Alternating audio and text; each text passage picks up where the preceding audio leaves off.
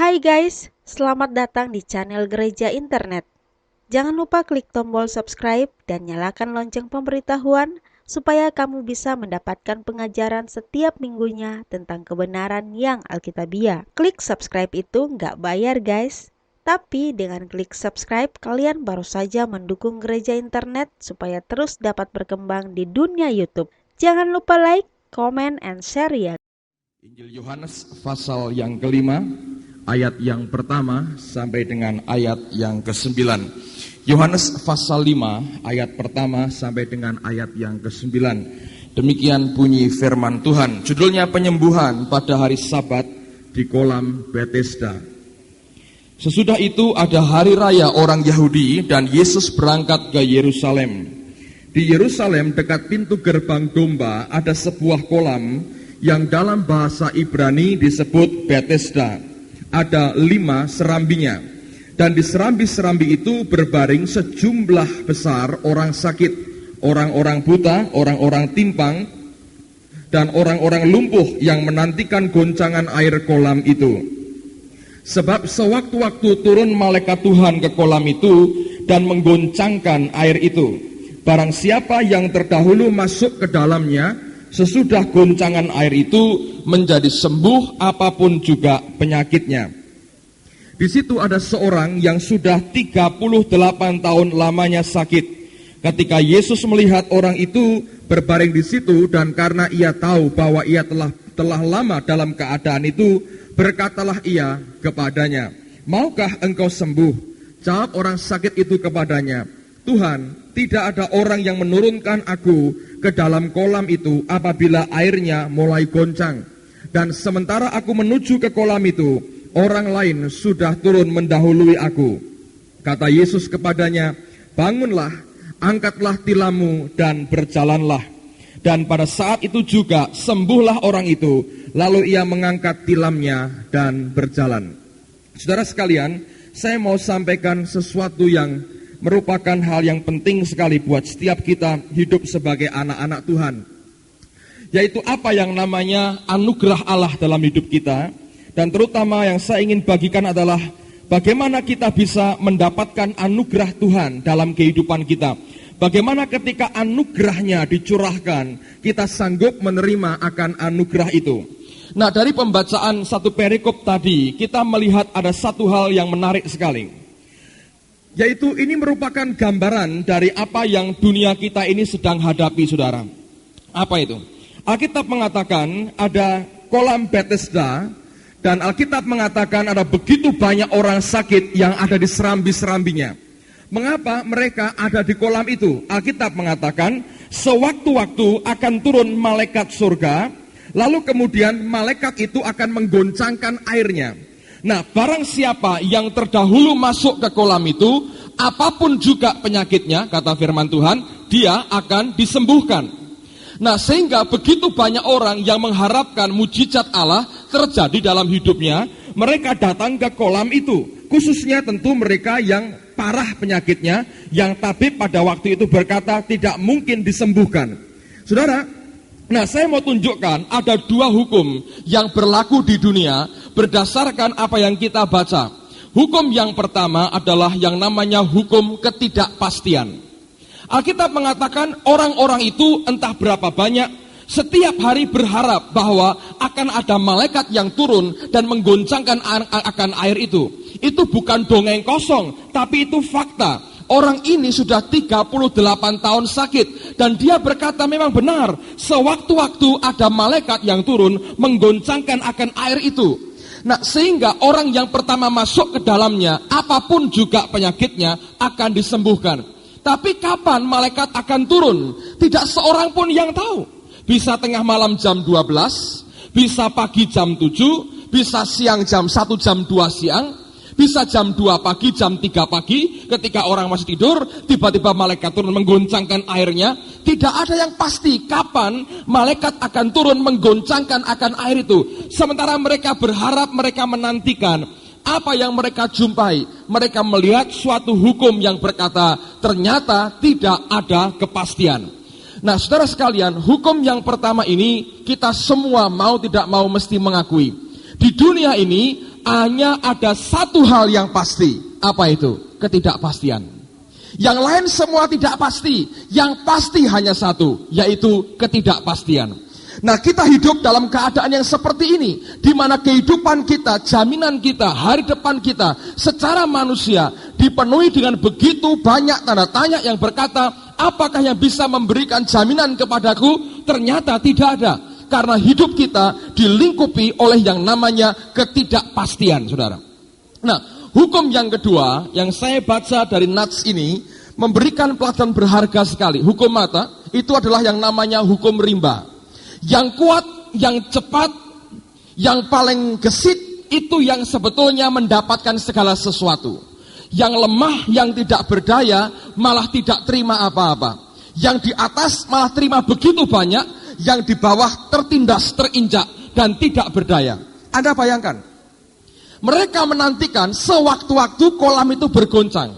Nah, justru orang yang penyakitnya paling ringan, itu menurut saya yang paling cepat sembuh. Misalnya penyakit apa? Oh, di ujung jarinya ada panu sedikit. Orang ini tidak lumpuh, tidak tergeletak, dia bisa lari, dia bisa lompat, hanya karena masalah panu pada ujung jarinya. Nah, sekarang bayangkan orang ini 38 tahun tergeletak, entah berapa lama dia ke kolam itu, tapi karena makin parah keadaannya, makin jauh dari kesembuhan. Makin orang itu sehat, makin dia kuat, makin dia lincah, makin dia cepat, makin sedikit penyakitnya, malah gampang sembuh. Kenapa? Karena ini masalah kecepatan. Siapa yang nomor satu masuk ke kolam itu ketika airnya mulai bergoncang? Bukankah dunia kita ini juga memiliki akan hukum yang sama? Yang di bawah, yang tertekan, yang tertindas, makin diinjak. Orang yang di atas, orang yang di posisi puncak, makin enak, makin nikmat hidupnya. Dan sepertinya kita melihat bahwa tidak mungkin lagi yang di bawah ini bisa naik ke atas. Tapi yang luar biasa adalah demikian. Di tengah-tengah orang ini menghadapi dua hukum yang begitu berat dalam hidupnya. Yesus datang dan menawarkan anugerahnya, menawarkan suatu kemudahan, dispensasi kepadanya. Engkau tidak usah menunggu air itu bergoncang, tapi yang jelas aku memberikan tawaran kepadamu yang namanya anugerah. Dan dia bertanya, maukah engkau sembuh? Dan orang ini sebetulnya tidak langsung berkata, ya Tuhan aku mau. Dia hanya berargumentasi, dia berkata, Tuhan bagaimana aku bisa sembuh? Kalau air itu bergoncang, orang lain mendahului aku. Aku tunggu sekian lama dan aku tidak disembuhkan. Pada waktu itu, Yesus berkata, angkatlah tilammu dan berjalan. Ketika dia mengucapkan kalimat itu, Alkitab berkata, orang itu sembuh, dia angkat tilamnya dan dia berjalan pulang. Itu namanya hukum anugerah. Secara urutan, secara kemungkinan manusiawi tidak mungkin lagi. Tapi anugerah Allah mengangkat hidupnya begitu rupa. Dari lumpur dosa dia angkat masuk dalam kemuliaan. Setiap kita, orang yang mengaku dirinya percaya kepada Yesus adalah orang-orang yang terima anugerah. Secara manusia, kita ini orang-orang yang terbuang di api neraka. Tapi oleh karena anugerahnya, bukan karena kebaikan kita, karena anugerahnya, dia angkat hidup kita dari lumpur dosa, dia masukkan dalam terangnya yang ajaib. Nah, dalam kehidupan sehari-hari, seringkali kita berhadapan dengan dua hukum ini. Kita merasa sebagai orang yang dilanda ketidakpastian. Yang kedua, kita merasa juga hidup kita kok makin tertekan, makin terpuruk, dan tidak berdaya apa-apa. Dalam keadaan seperti itu, saya mau katakan ada satu hukum lagi yang Tuhan tawarkan buat kita, yaitu yang namanya anugerah atau dispensasi atau kemurahan Allah dalam kehidupan kita. Saya pernah mengalami satu peristiwa, tadi saya saksikan juga. Beberapa tahun yang lalu saya diundang di kota Denpasar Praise Center. Dan saya tidak bermalam lebih dari semalam, datang sore, malamnya khotbah, besok pagi-pagi saya pulang.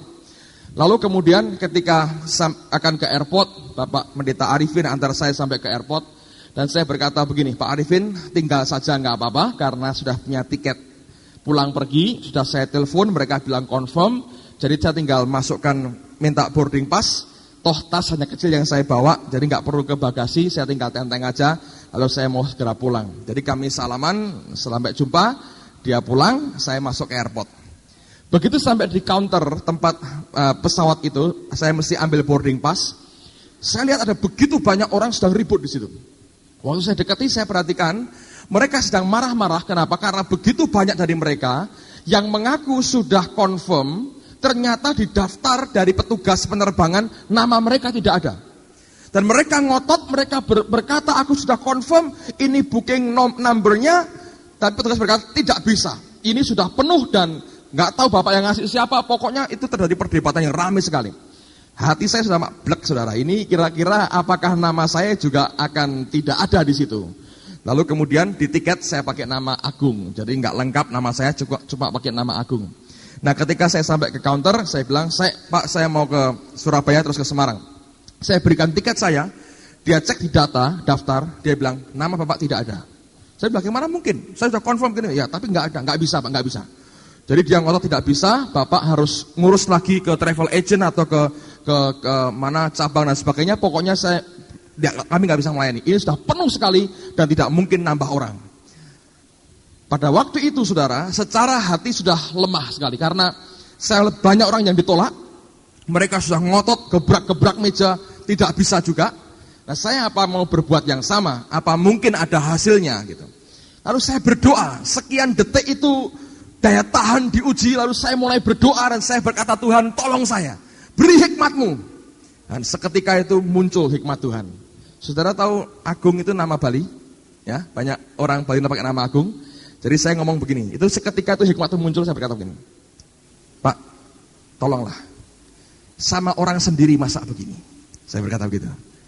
Kita kan teman sendiri, sama orang sendiri masak nggak ditolong. Saya kan sudah confirm, sama orang sendiri masak begini. Saya berkata begitu.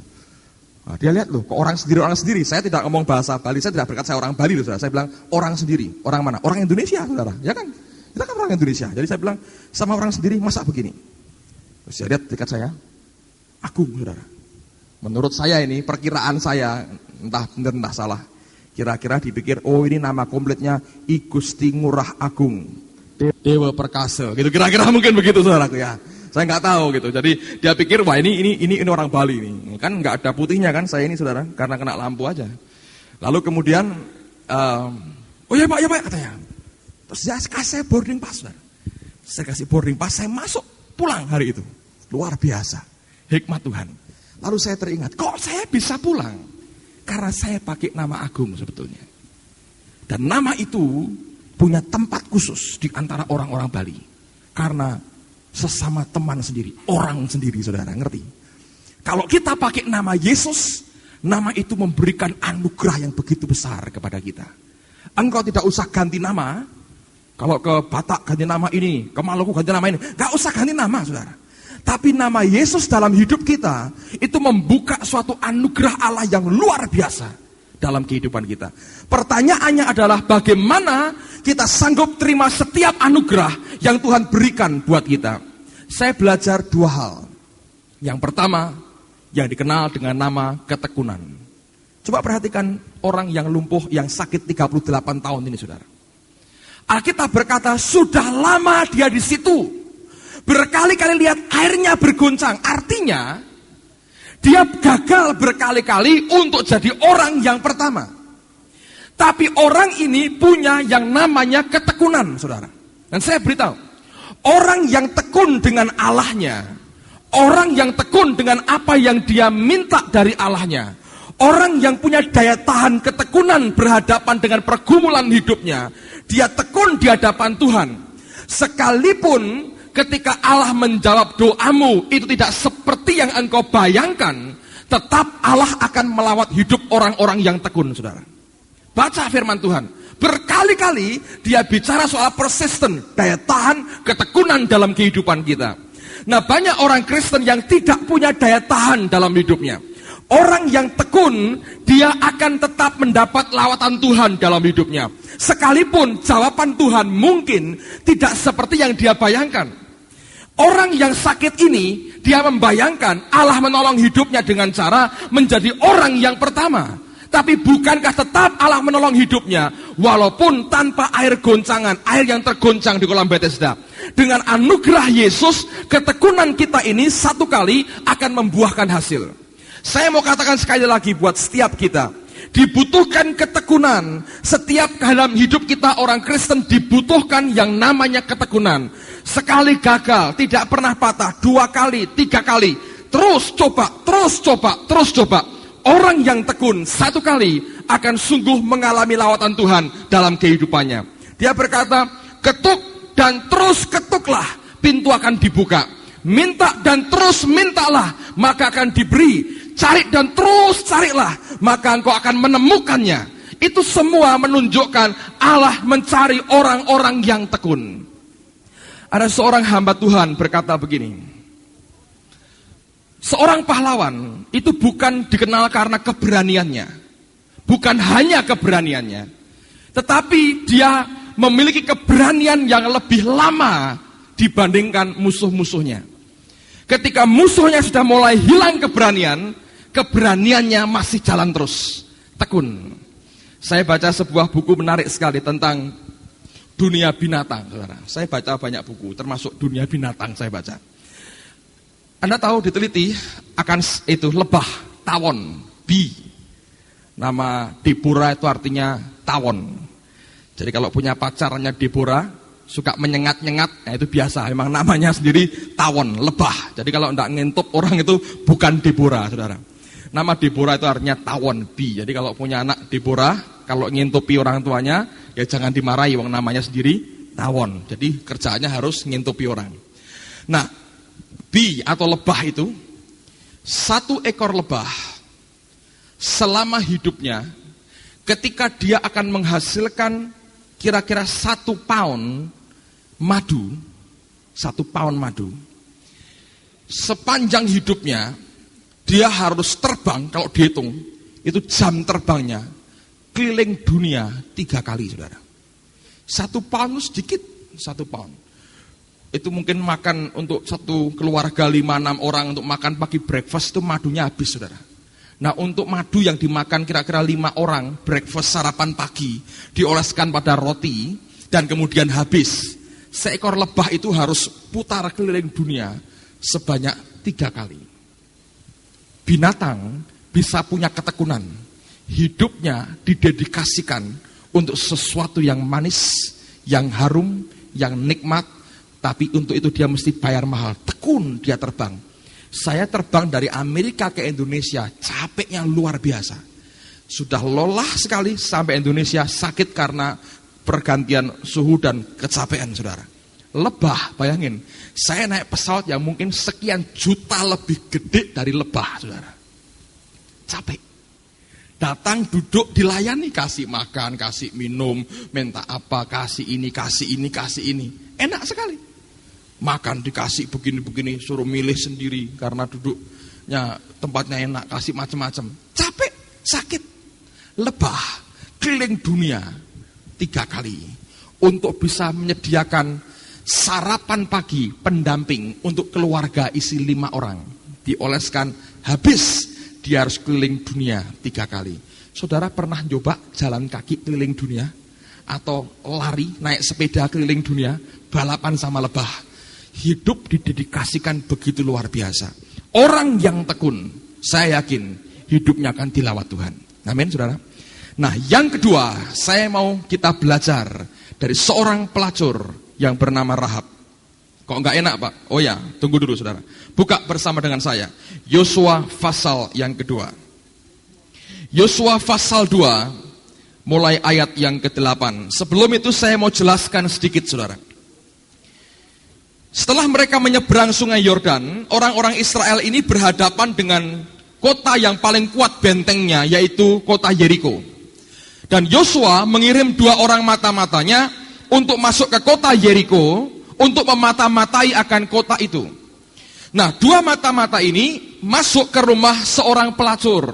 Ini merupakan strategi yang baik sebetulnya pada waktu itu, karena rumah itu tentu merupakan rumah orang masuk keluar. Jadi bebas orang masuk keluar, mereka berpikir jangan sampai aku dicurigai. Nah, ketika mereka masuk ke rumah Rahab si pelacur inilah, rupanya Rahab ini sudah mendengar tentang perbuatan Allah Israel yang membelah akan Laut Tebrau, menghancurkan akan musuh-musuh Israel, menghancurkan akan kekuatan Mesir, Allah yang begitu perkasa. Dia sudah dengar. Nah, waktu dua orang mata-mata ini masuk ke rumahnya, Rahab mengambil sikap sesuai dengan imannya. Dia bertindak, dia terima dua mata-mata ini tinggal, dia sembunyikan dan dia proteksi. Nah, sekarang perhatikan pada ayat yang ke-8. Tetapi sebelum kedua orang itu tidur, naiklah perempuan itu mendapatkan mereka di atas sotoh dan berkata kepada orang-orang itu, aku tahu bahwa Tuhan telah memberikan negeri ini kepada kamu dan bahwa kengerian terhadap kamu telah menghinggapi kami dan segala penduduk negeri ini gemetar menghadapi kamu. Sebab kami mendengar bahwa Tuhan telah mengeringkan air laut Tebrau di depan kamu ketika kamu berjalan keluar dari Mesir. Dan apa yang kamu lakukan kepada kedua raja orang Amori yang di seberang sungai Yordan itu, yakni kepada Sihon dan Og yang telah kamu tumpas. Ketika kami mendengar itu, tawarlah hati kami dan jatuhlah semangat setiap orang menghadapi kamu. Sebab Tuhan Allahmu ialah Allah di langit di atas dan di bumi di bawah. Maka sekarang bersumpahlah kiranya demi Tuhan, bahwa karena aku telah berlaku ramah terhadapmu, kamu juga akan berlaku ramah terhadap kaum keluargaku. Dan berikanlah kepadaku suatu tanda yang dapat dipercaya, bahwa kamu akan membiarkan hidup ayah dan ibuku, saudara-saudaraku yang laki-laki dan yang perempuan, dan semua orang-orang mereka, dan bahwa kamu akan menyelamatkan nyawa kami dari maut. Lalu jawab kedua orang itu kepadanya, nyawa kamilah jaminan bagi kamu, asal jangan kau kabarkan perkara kami ini. Apabila Tuhan nanti memberikan negeri ini kepada kami, maka kami akan menunjukkan terima kasih dan setia kami kepadamu. Luar biasa. Saudara sekalian, nah dalam kisah berikutnya, ketika Yeriko diruntuhkan, Rahab ini kemudian diselamatkan. Coba buka pada pasal yang ke-6, ayat yang ke-25 dari kitab Yosua yang sama. Kitab Yosua pasal 6, ayat yang ke-25. Demikianlah Rahab perempuan sundal itu dan keluarganya serta semua orang yang bersama-sama dengan dia dibiarkan hidup oleh Yosua. Maka diamlah perempuan itu di tengah-tengah orang Israel sampai sekarang, karena ia telah menyembunyikan orang suruhan yang disuruh Yosua mengintai Yeriko. Jadi Rahab ini karena perbuatannya diizinkan hidup di tengah-tengah orang Israel. Nah, apa kata perjanjian baru tentang Rahab? Buka bersama dengan saya Ibrani pasal yang ke-11. Ibrani pasal 11 ayat yang ke-31. Ibrani pasal 11 ayat yang ke-31. Perjanjian baru menyebut lagi akan nama Rahab. Karena iman, maka Rahab perempuan sundal itu tidak turut binasa bersama-sama dengan orang-orang durhaka, karena ia telah menyambut pengintai-pengintai itu dengan baik. Karena iman itu merupakan refleksi wujud daripada iman yang ada. Nah, Yakobus menulis juga akan apa yang dibuat oleh Rahab. Buka bersama dengan saya Yakobus pasal 2 ayat 17 sampai 26. Yakobus tepat setelah Ibrani itu Yakobus pasal 2 ayat yang ke-17. Yakobus 2:17. Demikian juga halnya dengan iman. Jika iman itu tidak disertai perbuatan, maka iman itu pada hakikatnya adalah mati. Tetapi mungkin ada orang berkata, padamu ada iman dan padaku ada perbuatan. Aku akan menjawab dia, tunjukkanlah kepadaku imanmu itu tanpa perbuatan. Lalu perhatikan ini. Dan aku akan menunjukkan kepadamu imanku dari perbuatan-perbuatanku. Iman yang ditunjukkan lewat perbuatan yang ada. Engkau percaya bahwa hanya ada satu Allah saja, itu baik. Tetapi setan-setan pun juga percaya akan hal itu dan mereka gemetar. Hai manusia yang bebal, maukah engkau mengakui sekarang bahwa iman tanpa perbuatan adalah iman yang kosong? Bukankah Abraham bapak kita dibenarkan karena perbuatan-perbuatannya ketika ia mempersembahkan Ishak anaknya di atas mezbah? Kamu lihat bahwa iman bekerja sama dengan perbuatan-perbuatan, dan oleh perbuatan-perbuatan itu iman menjadi sempurna. Dengan jalan demikian genaplah nas yang mengatakan, lalu percayalah Abraham kepada Allah, maka Allah memperhitungkan hal itu kepadanya sebagai kebenaran. Karena itu Abraham disebut sahabat Allah. Jadi kamu lihat bahwa manusia dibenarkan karena perbuatan-perbuatannya dan bukan hanya karena iman. 25. Dan bukankah demikian juga Rahab pelacur itu dibenarkan karena perbuatan-perbuatannya ketika ia menyembunyikan orang-orang yang disuruh itu di dalam rumahnya, lalu menolong mereka lolos melalui jalan yang lain? Sebab seperti tubuh tanpa roh adalah mati, demikian jugalah iman tanpa perbuatan-perbuatan adalah mati. Jadi imannya Rahab itu iman yang ditunjukkan dengan perbuatan. Pertama, dia mendengar bahwa Allah Israel itu luar biasa. Dia sudah mengeringkan akan Laut Tebrau, menghancurkan orang Mesir, mengalahkan raja-raja orang Amori. Dia gemetar karena melihat ini Allah luar biasa.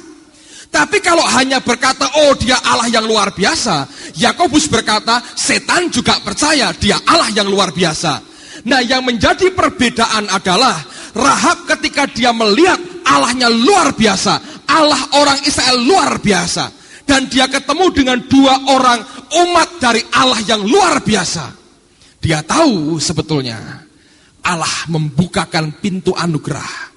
Kecil memang saudara, sepertinya begitu natural dan tidak kelihatan. Dan dia berbuat, dia bertindak seperti keyakinannya. Kalau Allah yang seperti ini, siapa sanggup menghadapi? Dan mereka berdua adalah umatnya. Alkitab berkata, dia dengan spontan, dia terima dua orang ini, disembunyikan, ditolong, dilepaskan dari kejaran musuhnya. Karena perbuatannya, dia diselamatkan. Saudara, yang Allah butuhkan hari ini bukan orang yang tahu tentang iman, bukan orang yang bisa mengajar akan iman, bukan hanya orang yang ngomong bahwa aku beriman, aku percaya, aku mengimani, bukan hanya itu. Tapi lebih daripada itu, orang yang menunjukkan imannya lewat perbuatannya. Ambil contoh, kalau engkau berkata engkau yakin, oh Yesus akan datang segera kedua kali, fine, baik sekali. Tapi kalau hidupmu tidak menunjukkan engkau serius dengan waktu yang ada, kalau engkau tidak betul-betul memberikan hidupmu sepenuhnya bagi Allah, cari Tuhan sungguh-sungguh, berbuah sebanyak-banyaknya, saya beritahu, Alkitab berkata, imanmu mati, saudara. Tidak dianggap oleh Tuhan. Bukan cuma orang yang berkata, aku percaya ini, aku percaya ini, aku percaya ini. Bukan cuma itu yang dia cari. Dia cari orang yang berbuat sesuai dengan imannya. Ada tindakan, ada perbuatan konkret dalam kehidupan kita yang menunjukkan sampai di mana iman kita kepadanya. Ada banyak orang yang berkata, oh aku percaya gereja harus gereja yang berdoa. Kalau dia nggak pernah berdoa sendiri, orang itu juga kosong imannya, mati. Keyakinannya sia-sia di hadapan Allah. Itu yang Alkitab katakan, mati iman kita tanpa perbuatan. Seharusnya semua kita menunjukkan dengan perbuatan kita akan iman kita. Bukan hanya mengucapkan iman kita, tapi menunjukkan dengan perbuatan akan iman kita. Itu yang membuka pintu bagi anugerah Allah, memampukan Rahab masuk ke dalamnya. Saudara, dengar baik-baik. Seringkali anugerah Allah diberikan berupa lubang yang kecil sekali. Hanya orang yang tekun menantikan akan anugerahnya, mencari dia.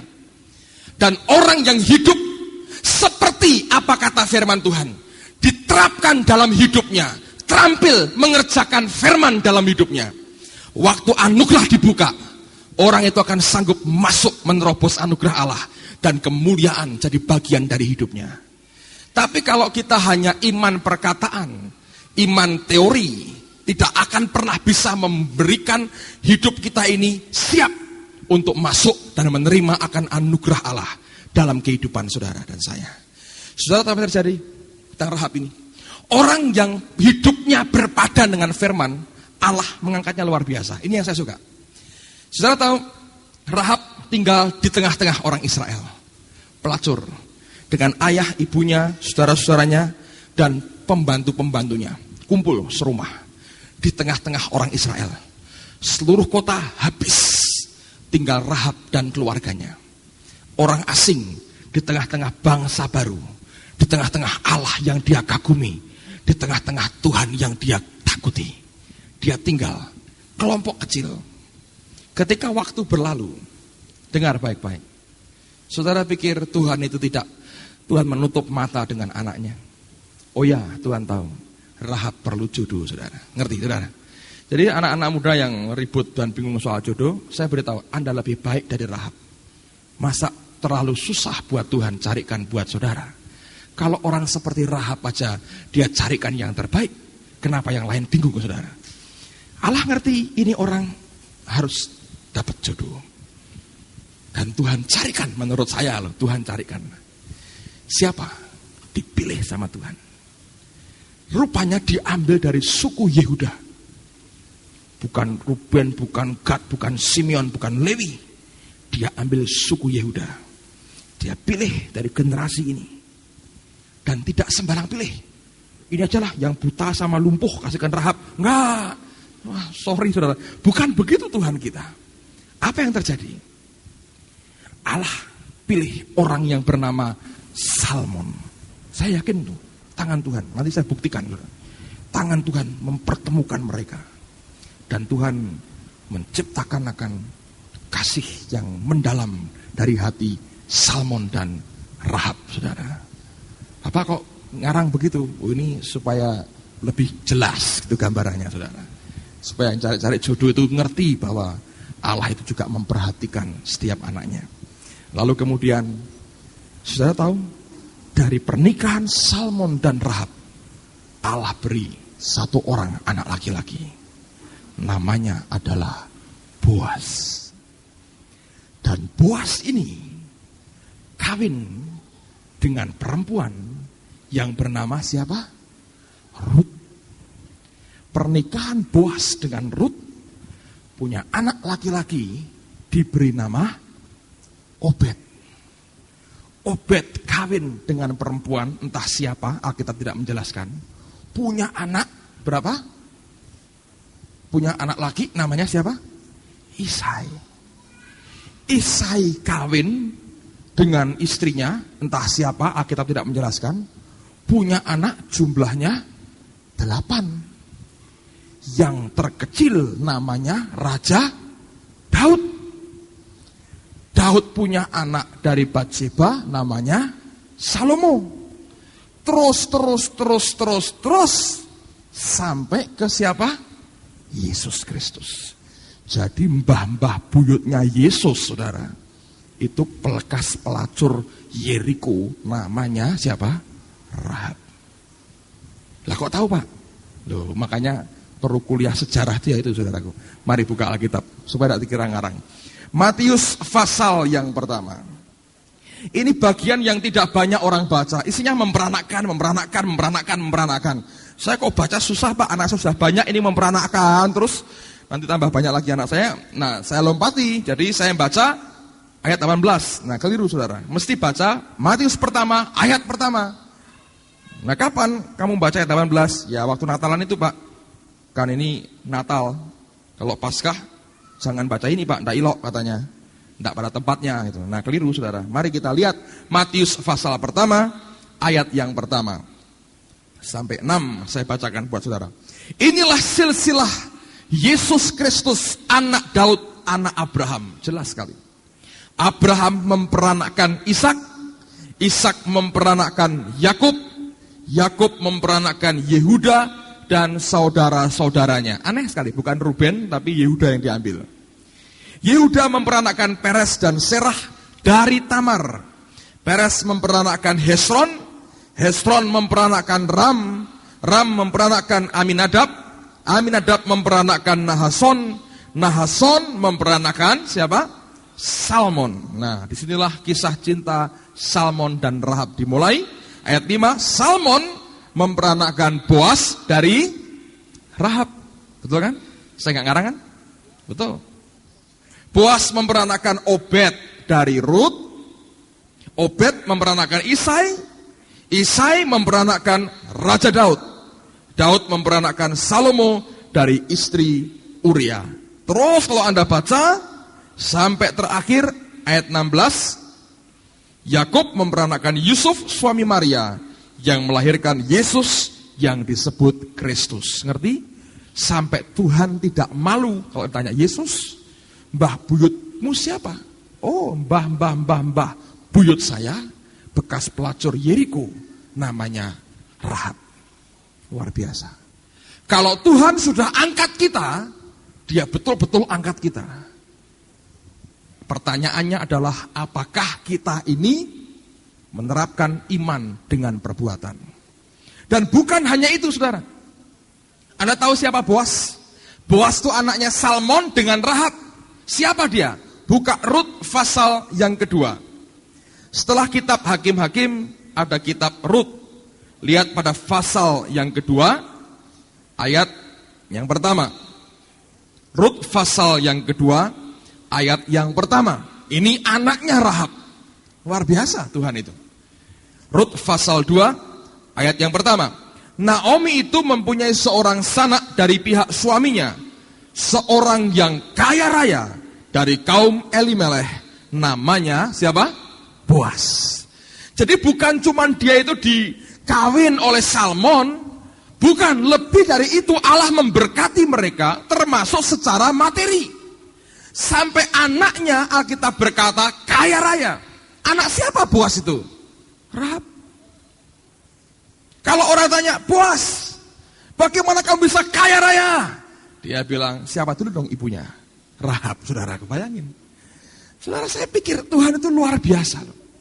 Bukan cuma kelak menurunkan akan Yesus, secara materi diangkat. Ingat saudara, tradisi penulisan Alkitab ini dipengaruhi oleh tradisi Yahudi. Yaitu apa?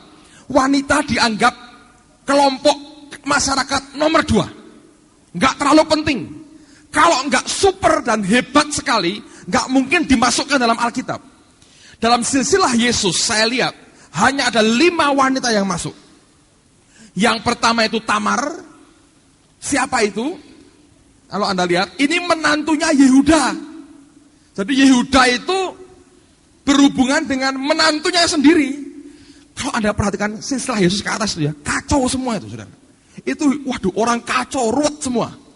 Tapi bisa. Kalau Anda berkata, wah sama Pak dengan keadaan saya. Nah, engkau bisa mulia, saudara. Tidak usah ikut ruwet seperti yang di atas. Engkau bisa memulai sesuatu yang baru. Setelah Tamar, Rahab, lalu kemudian Rut, lalu kemudian istri Uria, Batseba, baru kemudian Maria. Saudara sekalian, Allah mengangkat umatnya begitu luar biasa. Orang yang mengaplikasikan apa yang dia yakini dengan benar, orang itu bukan hanya orang yang akan diberkati, tapi cara kerjanya akan sangat profesional, terampil sekali. Kita harapkan. Tapi saya mau katakan buat saudara, itu orang Kristen.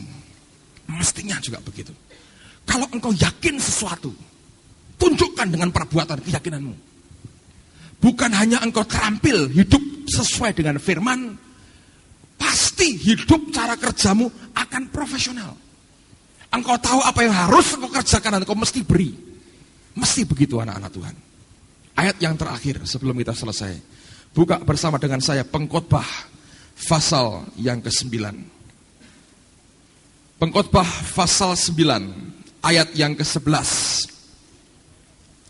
Saya akan bacakan dalam bahasa Indonesianya. Kemudian saya akan tunjukkan satu terjemahan yang menarik sekali dalam bahasa Inggrisnya. Pengkhotbah pasal 9 ayat yang ke-11. Lagi aku melihat di bawah matahari bahwa kemenangan perlombaan bukan untuk yang cepat dan keunggulan perjuangan bukan untuk yang kuat. Juga roti bukan untuk yang berhikmat, kekayaan bukan untuk yang cerdas, dan karunia bukan untuk yang cerdik cendekia. Karena waktu dan nasib dialami mereka semua. Loh, kalau kita percaya nasib. Nah, sekarang pengertiannya apa? Coba saya tunjukkan, ada terjemahan yang bagus sekali dalam bahasa Inggrisnya berbunyi begini. Again, I looked throughout the earth. Sekali lagi aku melihat di bawah bumi, and saw, dan aku melihat that the swiftest person, orang yang paling gesit, yang paling cepat, does not always win the race. Tidak selalu memenangkan lomba lari, enggak selalu. Yang paling gesit, yang paling cepat tidak selalu memenangkan lomba lari. No, the strongest man the battle. Orang yang paling kuat tidak selalu memenangkan peperangan, kata firman Tuhan. Hukum dunia berkata yang kuat akan menginjak yang lemah. Alkitab berkata yang terkuat belum tentu memenangkan peperangan, pertempuran. And the wise men are often poor. Dan orang yang cerdik, yang cendekia, yang bijaksana seringkali malah miskin. Belum tentu mereka kaya. Seringkali malah miskin. And the skillful men are not necessarily famous. Dan orang yang terampil, yang cakap, skillful, belum tentu terkenal, kata firman Tuhan. Tetapi katanya, it is all by chance. Semua itu karena faktor kesempatan. Nah, bagaimana kita bisa memanfaatkan kesempatan itu? Dikatakan, by happening to be at the right place at the right time. Dengan kita ada di tempat yang tepat, pada waktu yang tepat, ketika kesempatan dibuka, kita akan bisa jadi pemenang, kita akan memenangkan peperangan, kita akan terkenal, dan kita akan diberkati. Sekali lagi, orang yang paling cepat, kata firman Tuhan, belum tentu memenangkan lomba lari. Orang yang paling kuat belum tentu menang dalam peperangan. Orang yang bijaksana belum tentu terkenal. Dan orang yang skillful, yang cakap, belum tentu, Alkitab berkata, belum tentu dia terkenal. Orang yang bijaksana belum tentu dia kaya, seringkali miskin. Tapi semua berkat-berkat Tuhan itu, kemenangan, ketenaran, kekayaan, kemuliaan, semua karena kesempatan, masalah kesempatan. Dan kita bisa masuki kesempatan itu kalau apa? Kalau kita ada di tempat dan waktu yang tepat. Dan itu namanya anugerah, saudara. Kalau engkau tekun, engkau akan menang. Kalau engkau terampil, hidupmu terampil dengan firman, jadi pelaku firman, keyakinanmu diaplikasikan, diwujudkan nyata, konkret setiap hari. Saudara dan saya akan jadi orang-orang yang menerima semua janji Allah dalam hidup kita.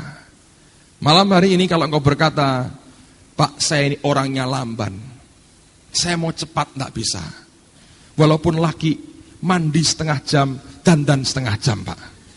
Rambut itu saya sisiri satu-satu. Susah sekali supaya cepat. Apa saya ini bisa menangkan lomba lari dengan dunia ini?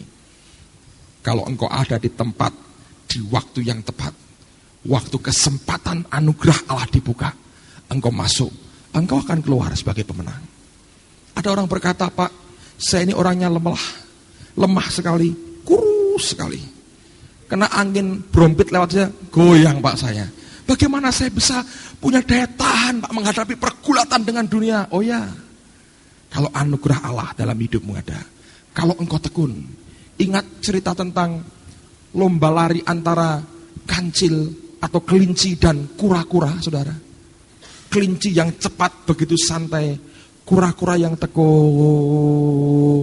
gitu. Kalau Anda lihat di film kartun itu, ketika si kelincinya melewati dia, dia muter. Ngerti saudara? Mungkin saking lemahnya itu, brompit lewat saya goyang, truk lewat mabur saudaraku. Saking lemahnya, tapi karena anugerah Allah, saudara bisa menang. Engkau berkata, Pak, saya ini bukan orang yang wise, yang bijaksana, yang cerdik cendekia. Bagaimana apakah saya bisa diberkati hidup dalam berkat Allah? Saya bukan seorang sarjana. Keadaan ekonomi keluarga tidak membuat saya mungkin untuk studi dengan begitu baik. Bukan karena malas, saudara. Lain ceritanya. Bagaimana? Saya ngitung matematika aja nggak bisa. Bahasa Inggris saya aja parah Pak, 5 terus. Sudah mujizat itu, dikatrol-katrol. Sekarang bagaimana? Apakah saya bisa jadi orang yang kaya, yang diberkati? Oh ya, kenapa tidak? It's all by chance, kesempatan. Dan Allah yang buka itu. Ada orang berkata, Pak, saya ini nggak skillful, nggak terampil. Buat apa-apa malah tidak jadi bagus, malah ngerusak. Mami saya bilang, tolong ini Paku untuk ini hiasan dinding saya paku malah jebol temboknya. Tangan saya ini nggak tahu Pak, kuat sekali, nggak bisa. Dekor sedikit malah kacau semua, rusak semua. Saya nggak skillful Pak. Kalau ngomong pinter, kalau kerja susah katanya gitu. Tapi saya mau, tapi ini berat. Secara kenyataan berat, ya. Kalau chance, kesempatan Tuhan buka, dan engkau orang yang tekun, saya mau katakan, saudara bisa terobos akan anugerah Tuhan dalam kehidupan saudara. Ngerti saudara? Tuhan memberikan kesempatan yang begitu besar buat setiap kita. Kalau Rahab saudara, apa sih yang dia buat? Berapa jam? Hanya beberapa jam yang dia kerjakan, menentukan akan seumur hidupnya, bahkan sampai kekal. Sampai menurunkan Yesus Kristus. Beberapa jam dengan 2 orang pengintai itu merubah seluruh kehidupannya. Saya berdoa, setiap kesempatan Tuhan buka, kita sedang ada di tempat yang tepat, pada saat yang tepat. Waktu anugerah dibuka, kita bisa masuk dalam kemuliaannya. Mari kita berdiri bersama-sama saudara. Bersama-sama saudara.